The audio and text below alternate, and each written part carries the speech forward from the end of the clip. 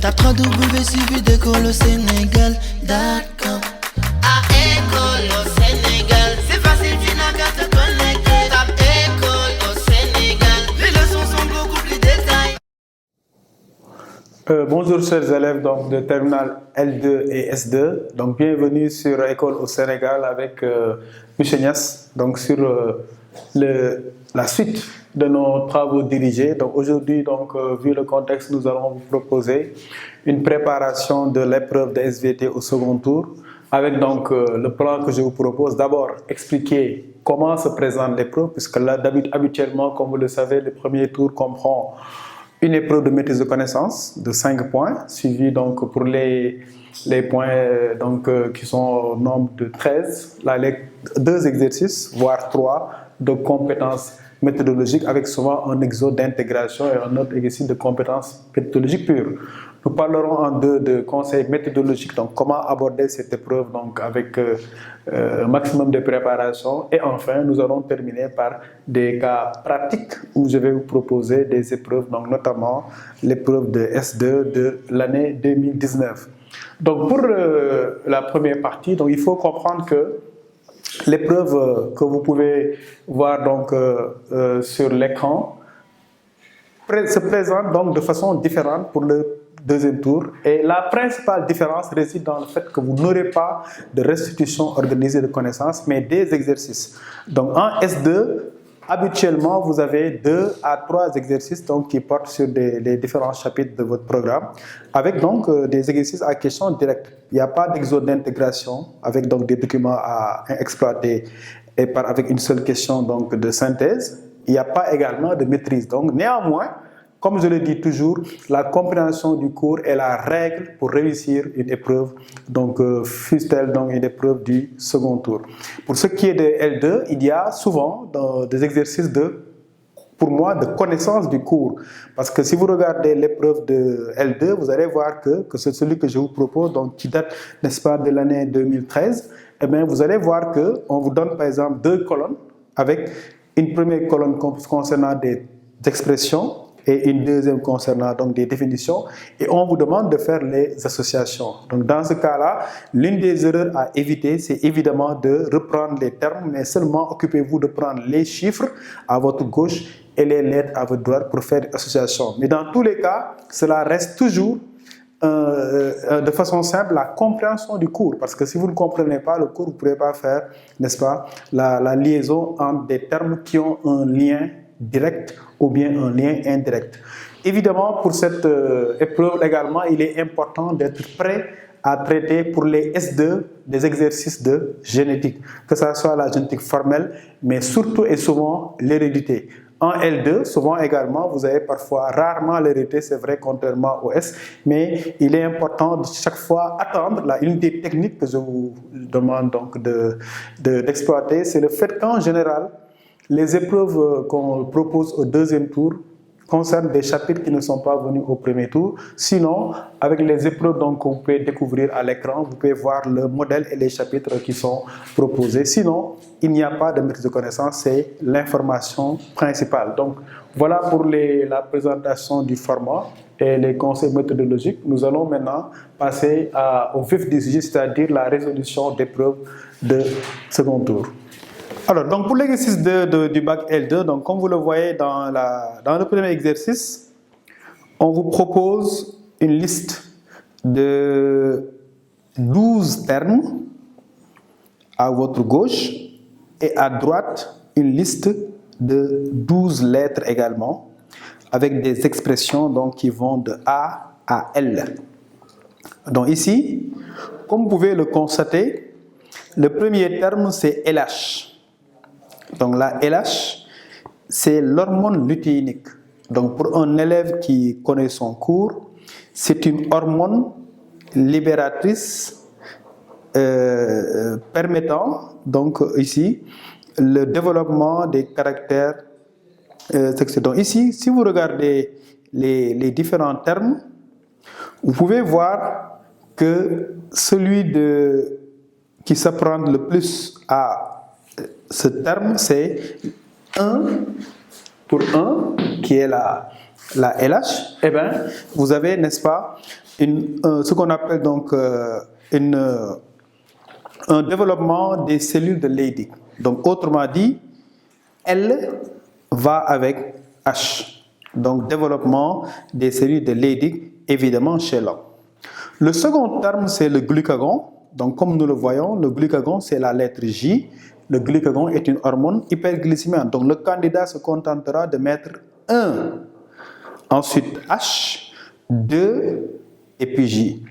3, c'est la GnRH. Comme vous le savez, la GnRH est une hormone hypothalamique, une neurohormone hypothalamique qui agit, n'est-ce pas, sur les gonades, donc en libérant, qui agit plutôt sur l'hypophyse, en libérant donc la LH et la FSH. Par conséquent, 3, c'est la lettre F. Donc l'élève mettra 3F. Ensuite, on vous parle d'un réflexe.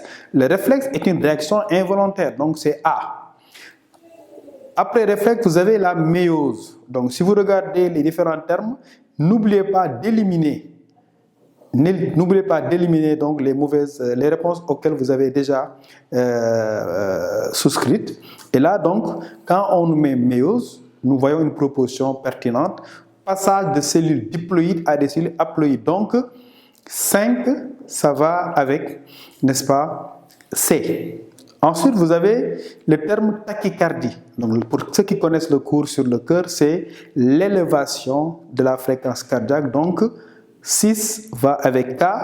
Ensuite, vous avez, même si cette leçon a été en S2 notamment supprimée, c'est les macrophages.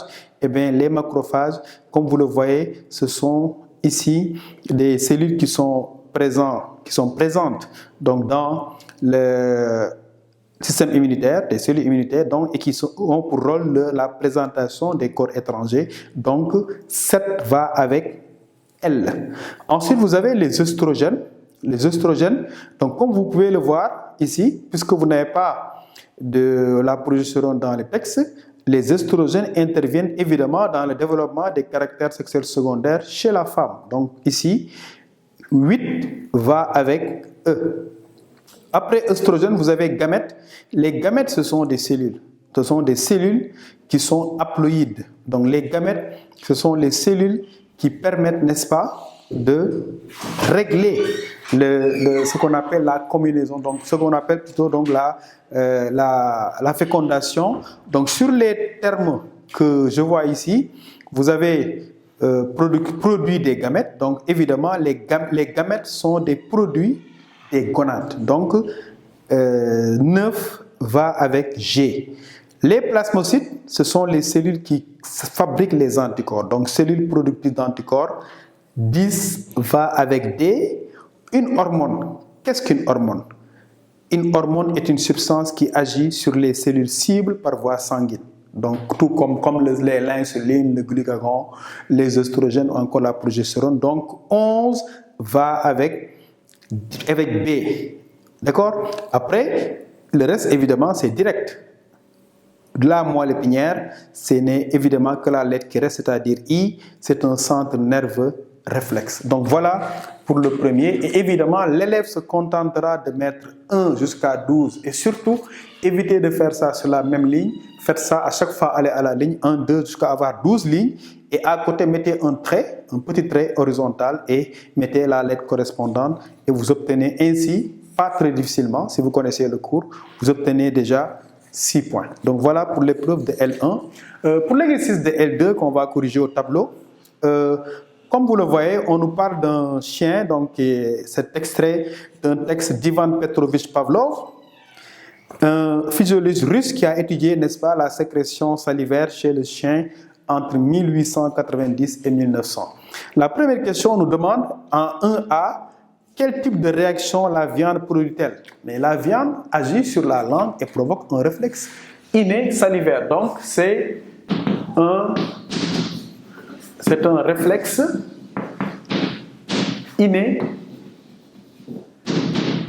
salivaire. Donc, évidemment, dans ce type de question, c'est le réflexe salivaire qui est la clé. Comment justifier cela? On voit que c'est une réaction involontaire, puisqu'on nous a dit que nous donnons directement de la viande au chien et au bout de 2 secondes, donc réaction automatique, la salive commence à couler comme chez tout autre chien. Est-ce que l'animal apprend à saliver? Non. Est-ce que c'est une réaction volontaire? Non plus. Donc c'est évidemment un réflexe inné. Et ce qui montre que s'il est présent chez tous les animaux, on vous dit clairement, la salive commence à couler, ce qui est automatique, comme chez tout autre chien. Donc c'est une réaction qui est ici spécifique, c'est-à-dire qui existe chez toutes les espèces d'animaux appartenant, n'est-ce pas, à ce même animal proposé dans cet exercice. En B, on nous demande de proposer un schéma simple, donc représenter le trajet de l'influx nerveux lors de cette réaction. Là aussi, soyez le plus simple possible. Comme vous le savez, dans le cas d'un réflexe inné, vous avez les acteurs suivants. Ces acteurs, c'est d'abord, puisqu'on a mis ici de la viande, donc c'est un aliment. Le récepteur, évidemment, c'est la langue, ou bien, si vous préférez, les papilles gustatives. Mais en L2, l'élève qui met langue a les points. Donc c'est la même chose que de mettre. Bon, là, c'est le nerf gustatif. Donc ici, il y a un nerf sensitif. C'est plus simple de mettre nerf sensitif. La salivation, attention, le centre nerveux, ce n'est pas la moelle épinière, mais c'est plutôt le bulbe rachidien. C'est le bulbe rachidien. Le bulbe rachidien donc, passe par ce qu'on appelle un nerf moteur.